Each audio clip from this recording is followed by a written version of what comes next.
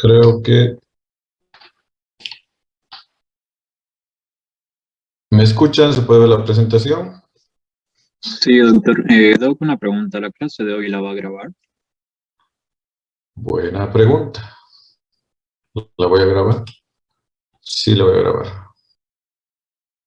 Recording in progress. Gracias por hacerme recordar, porque si no, me olvido. Entonces, buenas tardes a todos. Ahora sí, se puede ver, ¿no? ¿Se puede ver la presentación? Sí, puede ver. Muy bien. Vamos a ver hoy día. Tengo a las 4 una reunión justo de la universidad.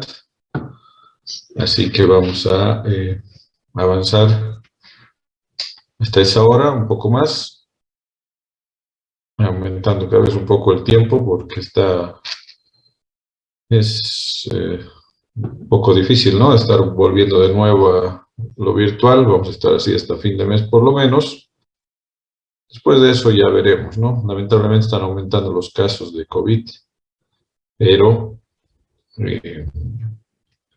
finalmente tenemos que adecuarnos a la realidad. Bueno, vamos a ver el día de hoy las funciones endocrinas del páncreas. Y endocrinas, ¿por qué? Porque el páncreas es una glándula anexa al tubo digestivo que tiene una función endocrina y exócrina, ¿no? Exócrina porque el producto de su secreción va fuera de la circulación sanguínea, ¿no? Y endocrina porque la secreción de las hormonas que tiene son definitivamente para la regulación del metabolismo de carbohidratos, lípidos y proteínas. Ustedes van a tener una clase práctica sobre regulación del metabolismo de la glucemia, de la glucosa, perdón. Y es importante tomar en cuenta las hormonas que vamos a ver hoy día, adicionando también el cortisol. La verdad que estos temas vamos a dar una pequeña repasada también en la próxima clase. Estos temas son de vital importancia, ya que las enfermedades que ahora están en los primeros lugares se relacionan con alteraciones de la glucosa, específicamente diabetes y todas las enfermedades relacionadas, ¿no? Con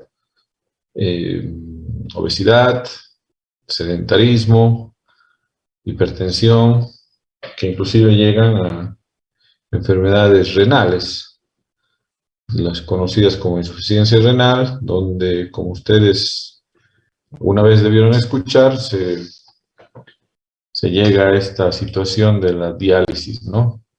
Y mucho parte de la regulación del metabolismo de la glucemia, y es muy interesante cómo la glucemia tiene tantos efectos que pueden llegar a producir enfermedades que son pues un problema ahora de salud pública, ¿no? ¿Quién no toma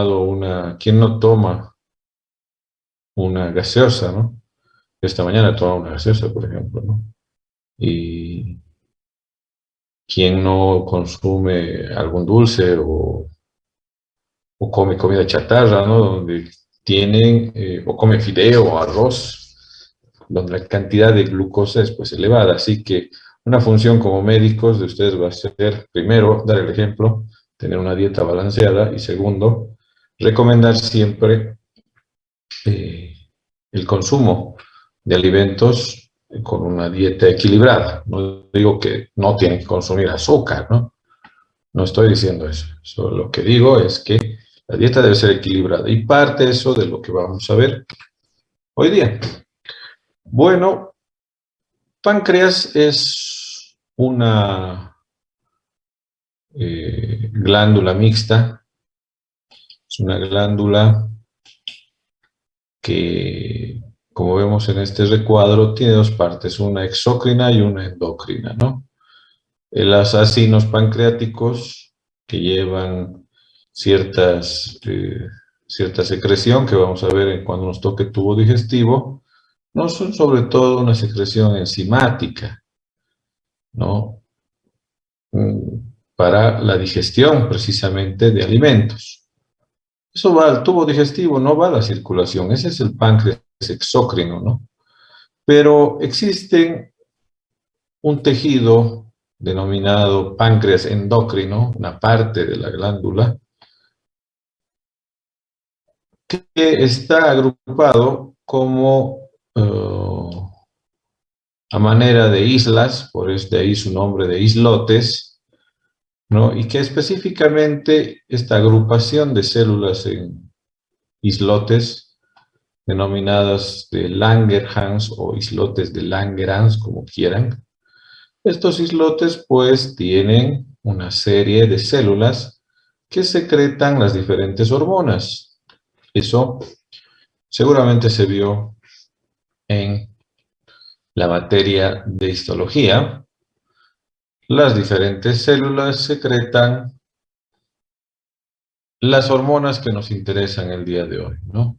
¿Cuáles son esas hormonas? Insulina y glucagón. Eso no quiere decir que sean las únicas hormonas. También tenemos la somatostatina como hormona y el polipéptido pancreático.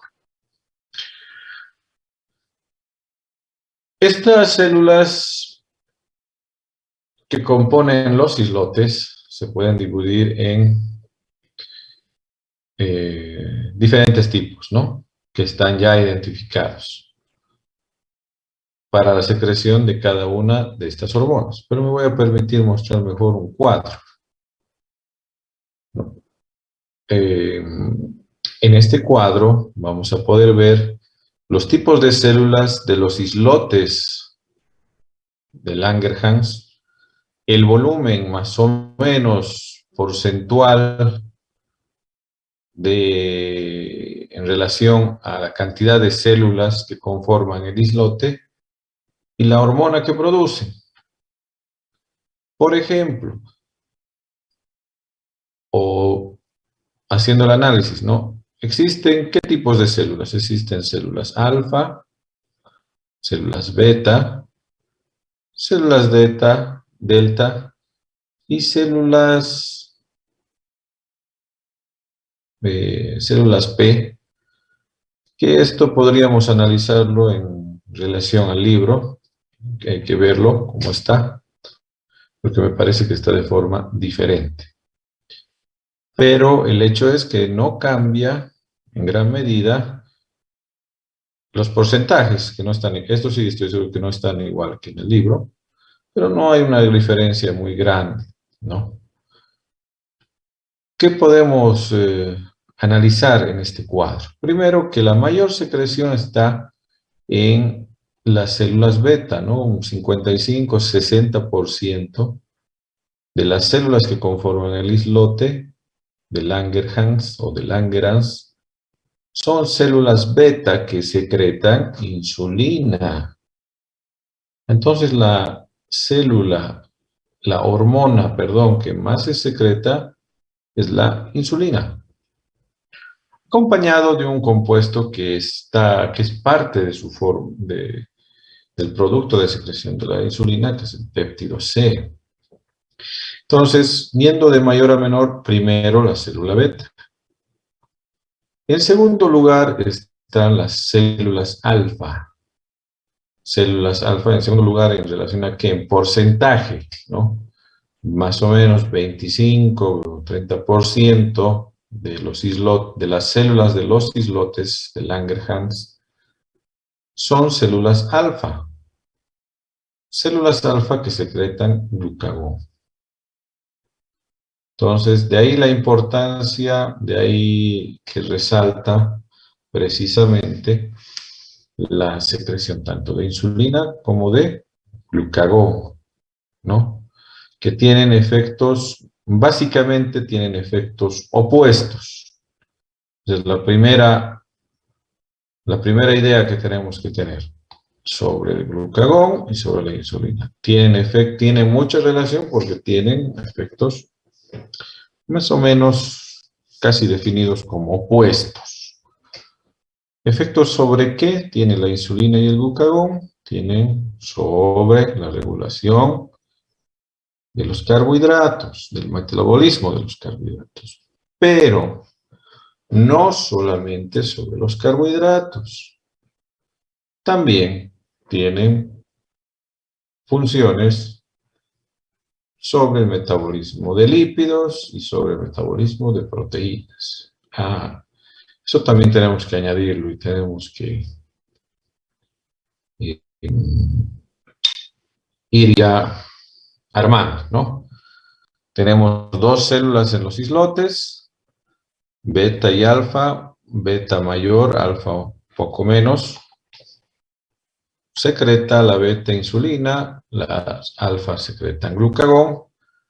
La insulina y el glucagón regulan el metabolismo de carbohidratos, fundamentalmente carbohidratos sobre todo, pero también adicionalmente de lípidos y proteínas, ¿no? Bueno, también están las células delta, las células P, otras células mucho menores, están en un 10%, 5%, 3 a 5%. Las células delta secretan somatostatina, células per polipéptido pancreático y otros péptidos de menor cantidad.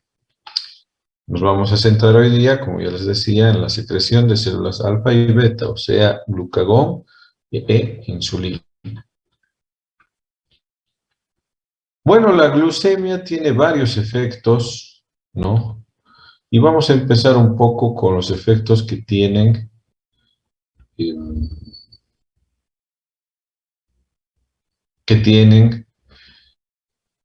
eh, sobre la secreción tanto de insulina como de glucagón. Pero eso sí, esto no es aislado, no es que solo no involucra nada más que el páncreas, ¿no? La insulina tiene, perdón, la glucemia y sobre todo la elevación de la glucemia es un problema, como ya les decía, de salud pública, ¿no? ¿Cuánto tiene que tener de glucemia una persona normalmente? Normalmente el valor establecido de manera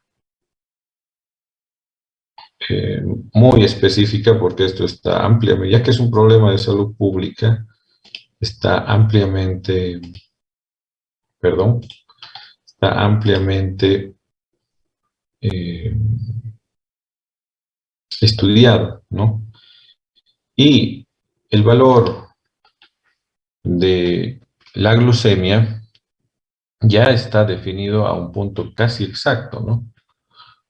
El valor normal de la glucemia en ayunas debería ser, estoy aquí dibujando porque no lo había puesto, 126 miligramos por decilitro.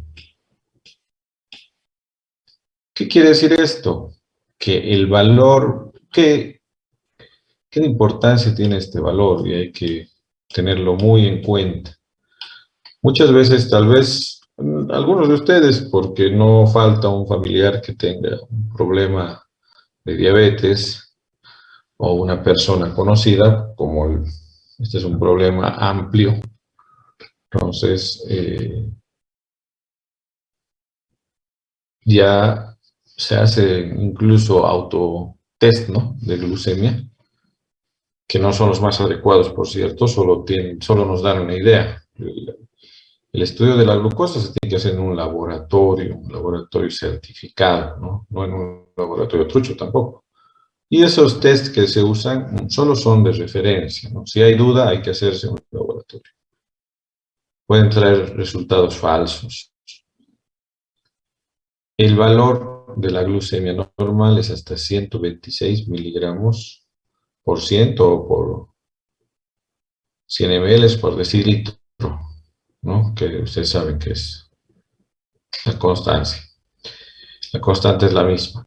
Pero ese es el límite tope. Si tuviera 128, 130, de acuerdo a la forma, ¿no? Ahora no queremos ver, ¿no?, con el diagnóstico de diabetes, pero podemos ir teniendo una idea. Pero ya con algunos parámetros, si se supera este valor, ya básicamente podemos decir que sí tiene una persona diabetes.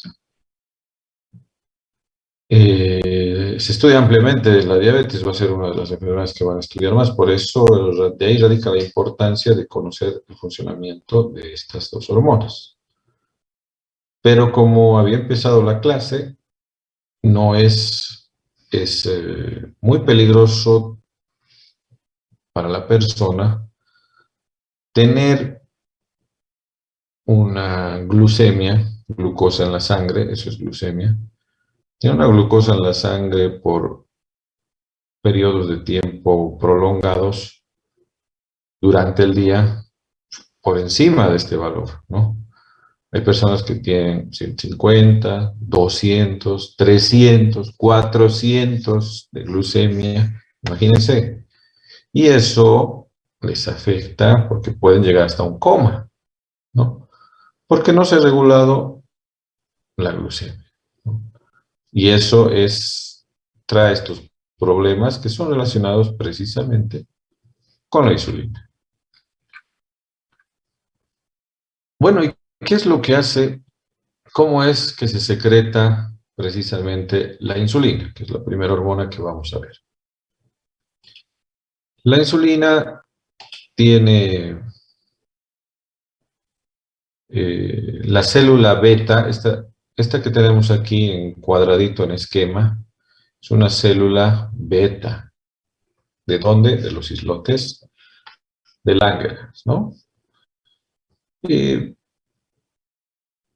un transportador que obviamente, ¿cuál es este transportador? Este transportador, la célula beta, tiene un transportador que es el que estoy remarcando. Este transportador se denomina GLUT2. Facilita la entrada de la glucosa, ¿no? Facilita la entrada de la glucosa a la célula beta. ¿Por qué es importante que se facilite la entrada de la glucosa a la célula beta? Esta de aquí que estamos viendo en naranja es la célula beta. ¿Por qué es importante? Porque de esta forma la célula beta va a poder tener información de la elevación o no de la glucosa, cuando se eleve el valor de la glucosa, cuando se eleve por encima de estos 126 miligramos o, si no me acuerdo mal, 7 milimoles, porque los americanos usan en milimoles, ¿no? La glucosa la calculan en milimoles, no usan miligramos por ciento. Bueno, se superan los valores límites de glucosa y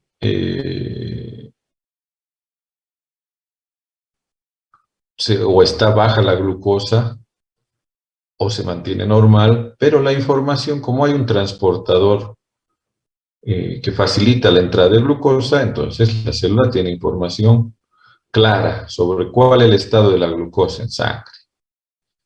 La glucosa ingresó, como se puede ver acá, y mediante una enzima, glucosinasa, que está dentro de la célula beta, se forma glucosa 6-fosfato, glucosa 6-fosfato que se oxida, forma ATP y comienza una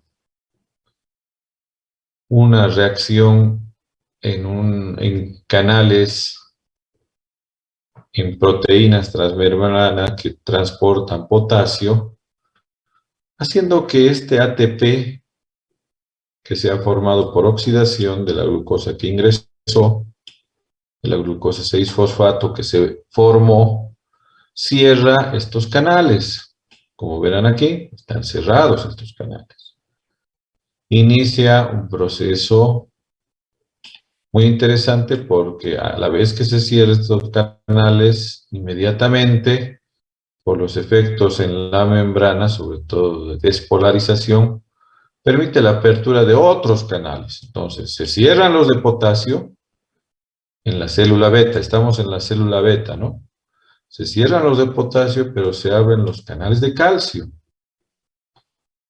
Los canales de calcio permiten el ingreso del ion que fortalece, que colabora, que ayuda a que la hormona que está almacenada en vesículas, en la célula beta, que ya se formó, porque ya está formada, que ya se formó, ¿no? Pueda, por esta elevación en la concentración de calcio, pueda dirigirse a la membrana celular y posteriormente producir la liberación de insulina. Entonces es un mecanismo muy particular, ya que empieza con la regulación de la glucosa, ¿no? Perdón, con la captación de la glucosa a través de un transportador. Se hace un intercambio electrolítico importante, particular de la célula beta. Esta es una célula beta. Se cierran canales de potasio, se aperturan de calcio que permite liberar el producto, ¿no? La insulina que estaba almacenada en la célula beta.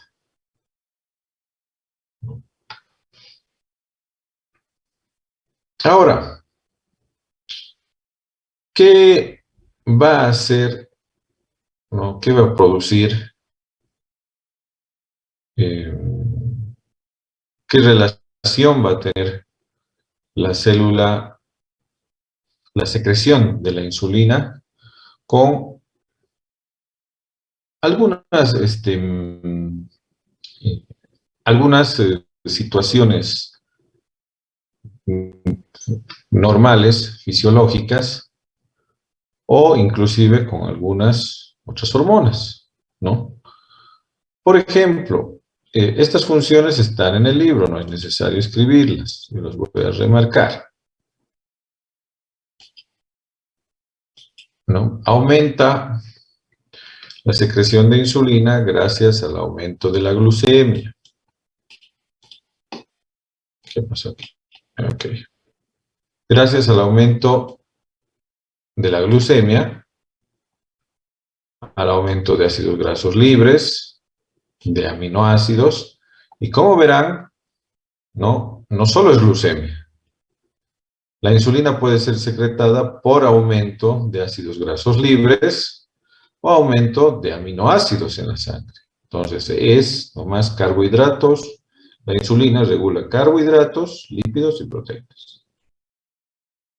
Entonces, los tres, el aumento de los tres estimula la secreción de insulina. El aumento de los tres,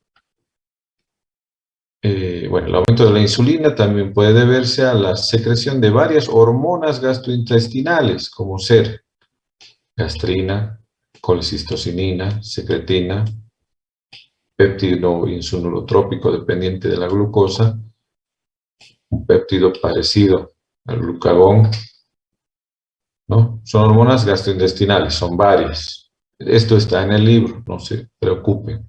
No eleven su glucosa, tranquilos, no se estresen.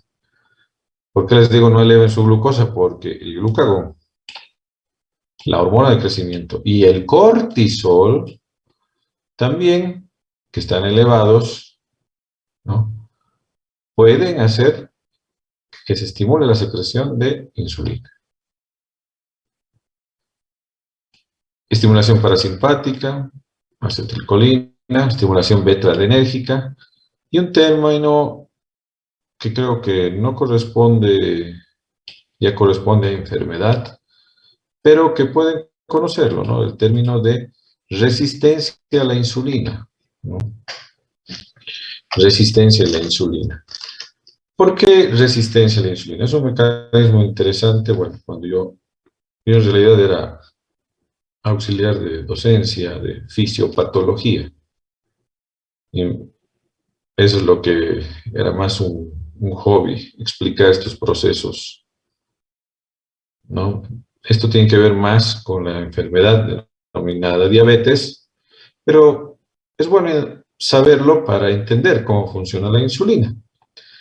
Mientras exista un aumento de la glucemia, imagínense, pónganse a pensar, si yo tengo una dieta desproporcionada, ¿no? Desayuno pan, como golosinas, como a media mañana, obviamente mi size obligatorio, como a mediodía un poderoso guiso de fideo, en la noche un gustito, comida chatarra, con papa frita y todo eso. Y bueno, y todo el día tengo mi glucemia elevada. Todo el día. ¿Qué creen que ocurre con la insulina? Pues la insulina se secreta todo el día de manera em, elevada, ¿no? Constante. Entonces, el azúcar está elevada todo el rato, tanto azúcar que consumo. La insulina está elevada todo el rato. Pero, ¿qué es lo que pasa? Por mantener la insulina elevada todo el tiempo, ya mi organismo se resiste a la insulina, porque la tengo elevada todo el tiempo. ¿Qué quiere decir que se resiste?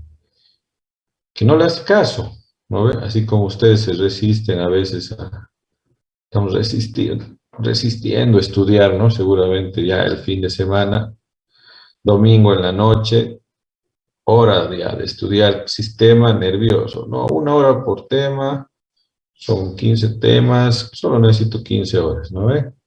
Cuidado que les pase, ¿eh? Ya saben que tienen que dormir. Volviendo a la resistencia, el organismo, las células, todas las células se resisten a la insulina, porque todo el tiempo estaba ahí presente, estaba elevada, y ha provocado esto que se llama, que es muy común, es el problema de la mayoría de las personas con sobrepeso, que es la resistencia a la insulina. O sea, la obesidad y la resistencia a la insulina están de la mano, porque la mayoría de los gorditos, pues tenemos una mala dieta, ¿no? Y, y lamentablemente es casi una ley que las personas con sobrepeso, no con sobrepeso, sobre todo con una obesidad por mucho tiempo, más aún si son jóvenes. Cuando decimos obesidad, cuando tiene un índice de masa corporal mayor a 30, índice de masa corporal que, bueno, en un momento vamos a calcular para distraernos, pero no es todavía el tema. El índice de masa corporal mayor a 30 se sorprenderían cuánto de peso sería para sacar, ¿no? Y bueno, la persona, como está con todo el tiempo con la insulina elevada, sus células ya resisten a la insulina. Entonces, ese es un problema que yo lo remarco porque, nuevamente explico, es ahora un problema de salud pública. Y ustedes, cuando sean médicos, para cuando ustedes sean médicos y para cuando ustedes ya atiendan pacientes y para cuando ustedes sean especialistas, alguno tal vez hace medicina interna o es hasta endocrinólogo, el problema va a ser peor, ¿no? Entonces es una situación realmente de mucha preocupación, ¿no? Así que ustedes tienen que empezar a dar el ejemplo. Y pasando ahora a que disminuye la secreción de insulina. La disminución de la glucemia, lógicamente. El ayuno, muy importante. Creo que eso lo vamos a ver también con la regulación general de la glucemia. El ayuno parecería algo, obviamente, a nadie le gusta pasar hambre, ¿no? Pero el ayuno se ha estudiado esto recientemente, se estudió y por este beneficio que tiene el ayuno, o sea, un periodo de tiempo de no ingerir alimentos, sobre todo de no elevar nuestra glucemia, entonces tiene un efecto en la disminución de secreción de insulina. Por tanto, de acuerdo a ciertas estrategias de ayuno, hay la posibilidad de regular disminuir esa resistencia a la insulina, hasta inclusive bajar de peso, pero tiene que ser aplicado de una manera adecuada. No es, no es saludable, digamos, no, yo, bueno, voy a bajar de peso, voy a bajar mi insulina y voy a ayunar 5 días, no, no, imposible. Además que se van a hacer daño. Hay formas que parten desde la fisiología. Entonces, es un ayuno controlado el que puede ayudarnos. Pero bueno, en el caso de cualquier tipo de ayuno, sí hay disminución de la secreción de insulina, la somatostatina, la actividad alfa-adrenérgica y la leptina permiten la disminución de la secreción de insulina. Este cuadro es del libro, por si acaso, está ahí, así que no se preocupen si no han logrado anotar. Además, no creo que ya haya mucho problema porque la clase está grabada. ¿Cómo tiene esa estructura? Esto es más bioquímica, pero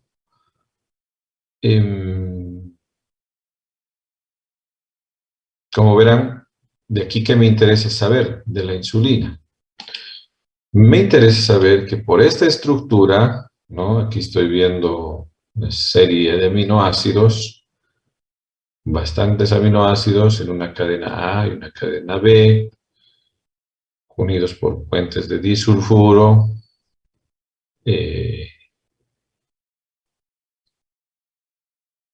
La insulina es una hormona tipo peptídica proteica. Muy bien. ¿Por qué nos interesa esto? El detalle de la bioquímica yo no lo voy a ver, lo van a ver en la materia que corresponde.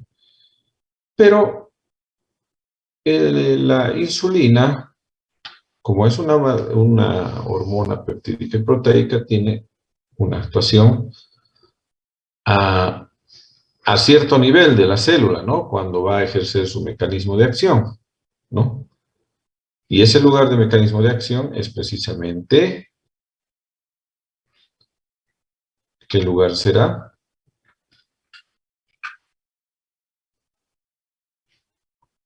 ¿Alguien sabe? Como ya hemos rebasado la media hora, capaz ya están cansados. Ese mecanismo de acción es precisamente a nivel de la membrana celular. Es una proteína.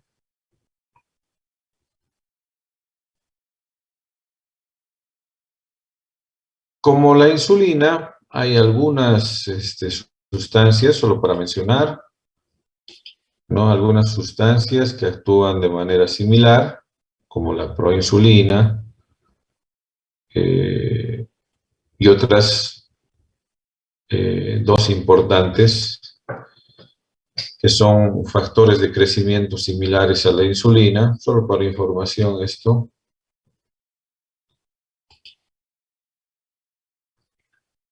Y bueno, precisamente, ¿cuál la forma de acción de la insulina?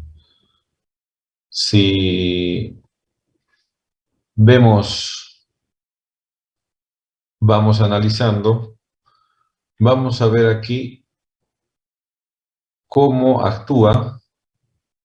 Y la primera idea de la actuación, del mecanismo de acción de la insulina, es ya identificando en base a su estructura. En base a su estructura, ya les había mostrado hace un momento que precisamente la insulina, que es lo que estoy remarcando, es una hormona proteica, ¿no? Una hormona proteica que, como va a ejercer acción en la célula, en todas las células, lo va a hacer a través de un receptor en la membrana celular. Y lo que estoy remarcando es el receptor de membrana celular. Ahora, los receptores, esto yo recomiendo mucho, les recomiendo para el examen que toque ser de endocrinología, que creo que va a ser muy próximo, como estamos postergando lo de nervioso, muy probablemente el examen de endocrino y reproductor sea, no sé, damos el de nervioso y al mes, en un mes más, tal vez menos, sea el de endocrino, ¿no? Porque estamos retrasados en el examen. Pero para estudiar endocrino, pueden anotarlo, yo recomiendo, revisen a detalle mecanismos de acción de los receptores, que fue tema de la primera clase de endocrino. ¿Por qué es esto? Porque realmente a este nivel, con esta figura, es que uno ya logra entender el funcionamiento de la fisiología de la hormona. Esta es la parte central. Lo demás puede entenderse más fácilmente.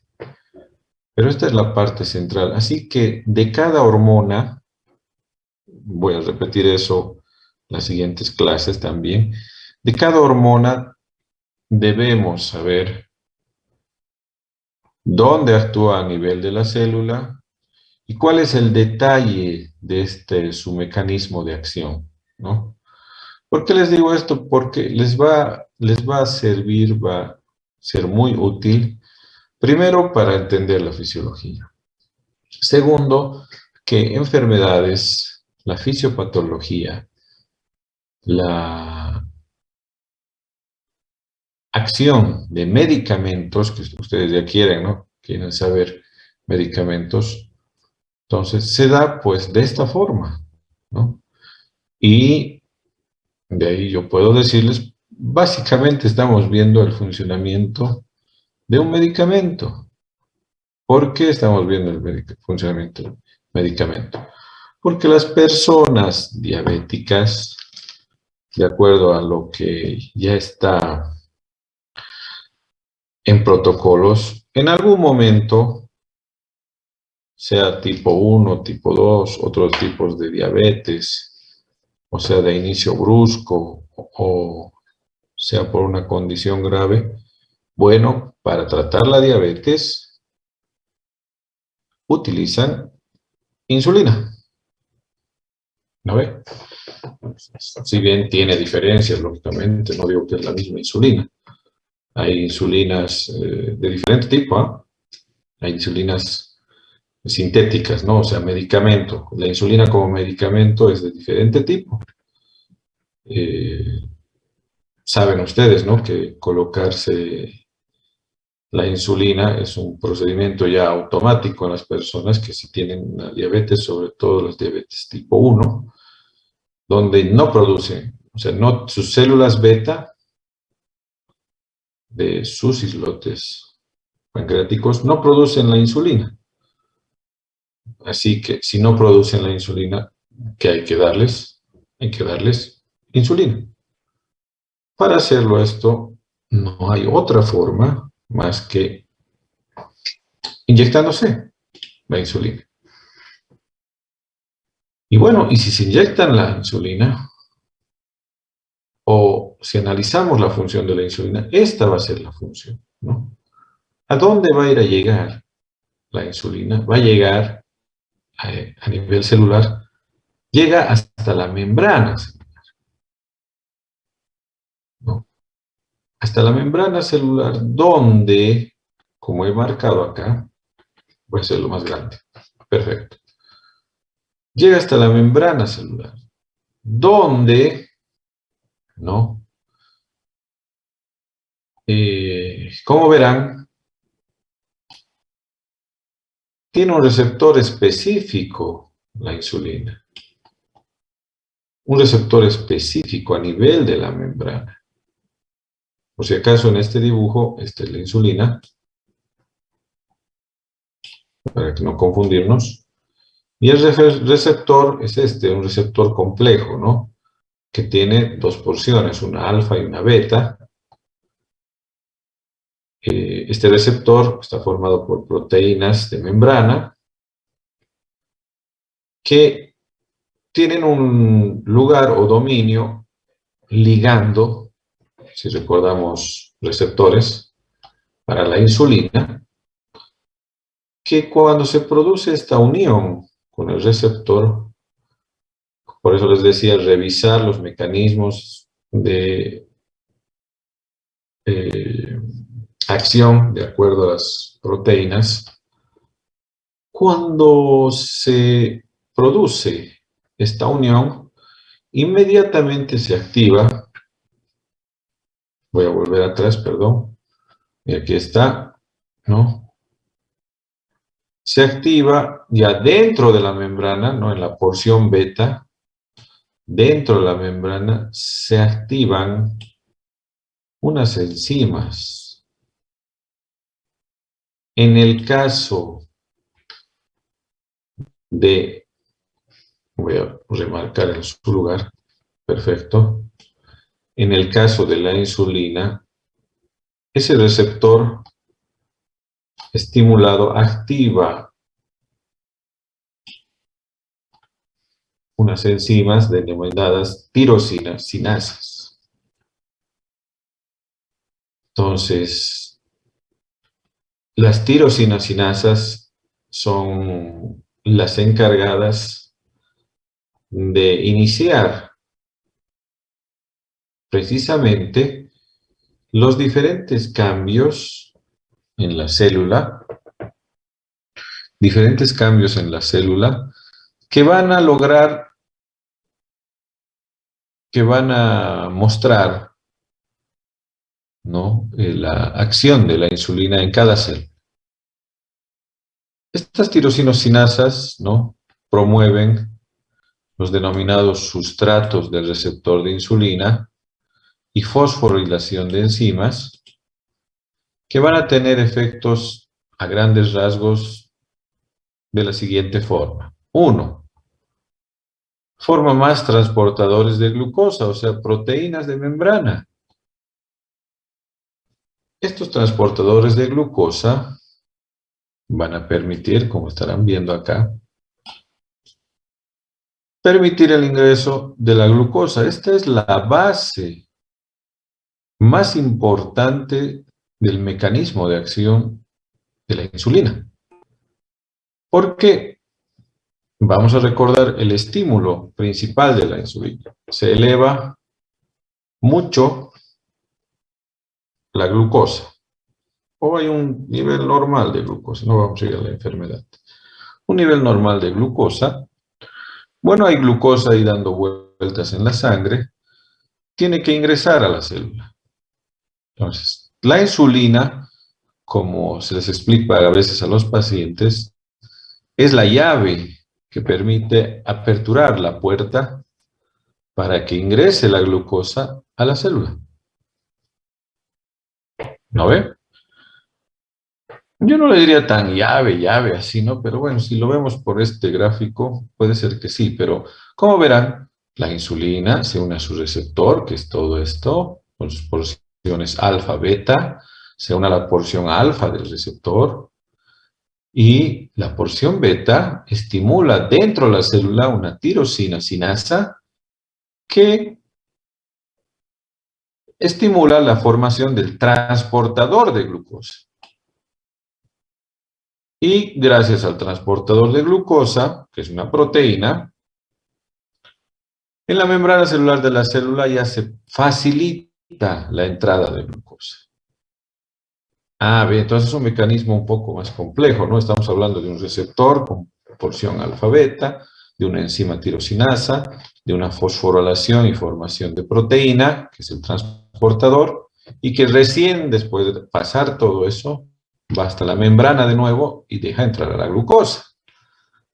Obviamente, más sencillo decir es la insulina deja entrar la glucosa, pero bueno, no es la insulina en sí, sino que sigue todo este circuito y va a permitir el ingreso de la glucosa. Este mecanismo de acción de la insulina, por la importancia que tiene, les voy a pedir que se estudie a detalle, porque aquí van a salir por lo menos unas dos preguntas, ¿ya? Y que sea estudiado a cabalidad. Es una de las partes más importantes, porque esto es parte de un problema de salud pública, como se dice, ¿no? Entonces, a esto me refería cuando relacionaba la glucosa con la insulina. O ahora ya conocen cómo es, ¿no? Entonces, forma estos transportadores de glucosa. Pero, ¿qué pasa si hay demasiada glucosa dando vueltas o todo el rato? Todo el rato glucosa dando vueltas, aumenta insulina todo el tiempo. Este mecanismo es el que falla, ¿no? Aquí a este nivel es que se da la resistencia a la insulina, ¿no? La resistencia a la insulina, cuando se produce, precisamente ya no se forman estos transportadores de glucosa. Y ya no hay cómo ingrese la glucosa. ¿Y dónde se queda la glucosa? Se queda dando vueltas en sangre, que, repito nuevamente, no es adecuado, no es saludable, conduce a una enfermedad y la glucosa elevada y para colmo hay resistencia a la insulina, ¿no? Hay resistencia a la insulina, por ejemplo, los valores de glucosa que nos indican que ya hay resistencia a la insulina cuando una persona tiene entre 110 y 126, o sea, justo antes de elevarse por el límite, 110 a 126 miligramos de insulina, perdón, de glucosa en ayunas varias veces, decimos que hay resistencia a la insulina porque esos valores están al filo, ¿no? Entre 110 y 126, porque el valor tope es 126, así, con toda seguridad. No es 120. Sé que tal vez alguien ya, o algunos de ustedes saben, ¿no? El valor es de 80 a 120, dicen. No, el valor tope es 126, así, clavadito. Y cuando está entre los valores entre 110 y 126, ya varias veces, si se toma varias veces en ayunas, una glucemia, pues decimos que hay resistencia porque no se está regulando, ¿no? No está bajando. Menos de 110 podemos estar normal, tranquilos, ¿no? Menos de 110.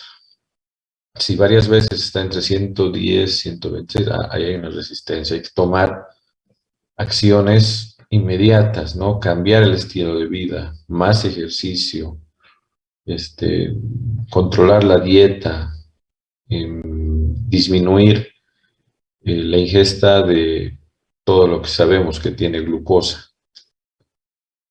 sobre todo glucosa procesada, ¿no? Es que es lo más importante.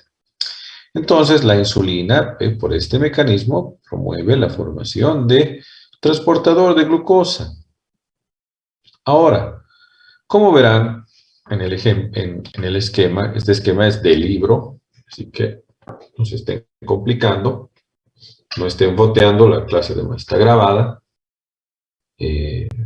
Pasamos el examen de nervioso y voy a subir las clases grabadas, más bien las tengo en la computadora, tengo ahí la facilidad. Pero no solo eso, sino que interviene a través de la estimulación de esta tirosinosinasa también tiene efectos en la síntesis de proteínas, síntesis de grasas y hasta crecimiento y expresión de algunos genes. Naturalmente, también síntesis de glucógeno. Entonces, ¿qué conclusión sacamos de esto? De aquí sacamos conclusión de que no solamente interviene en la regulación de la glucosa, como está aquí con el transportador de glucosa y de la síntesis de glucógeno, ¿no? Sino que también tiene relación con la síntesis de proteínas, síntesis de grasas, o sea, no solo carbohidratos, también proteínas y grasas. Y eso es lo que le beneficia a cierta forma a la aparición de diabetes, ¿no? Porque por eso hay asociación, sobre todo por esta gluconeogénesis, o sea, la formación de glucosa a partir de grasas y proteínas. Cuando se altera este metabolismo de grasas y proteínas, se forma todavía más glucosa. Y esos elementos pues facilitan que haya un problema de este tipo, ¿no? Facilitan la aparición de la diabetes.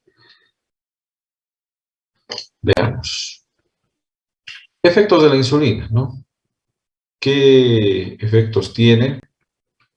Vamos a verlo. Tengo aquí, me parece un cuadro mejor. Perdón, mil disculpas.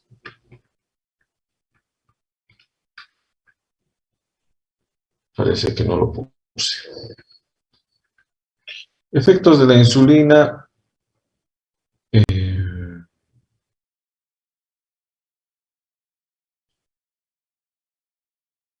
Vamos a ver con un poquito de calma, sobre todo las acciones principales, ¿no?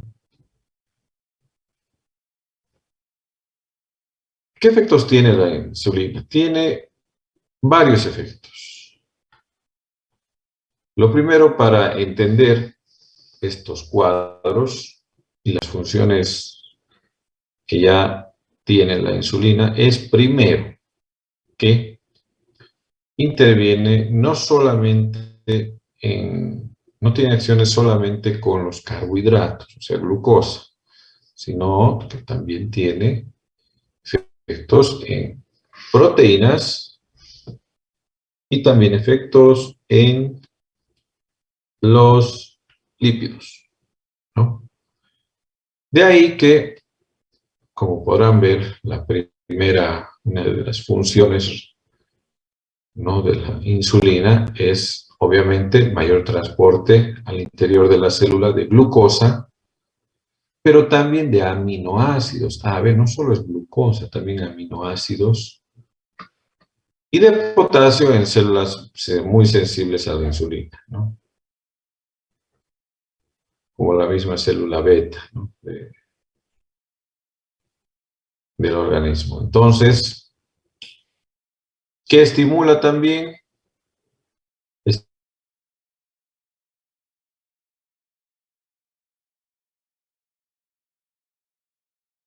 Activa enzimas glucolíticas y la glucógenosintasa.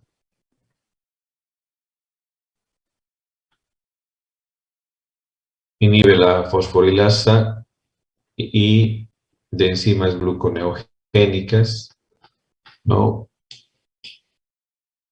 Aumenta la concentración de ácido ribonucleico mensajero para las enzimas lipógenas y de otro tipo. Muy importante en el músculo,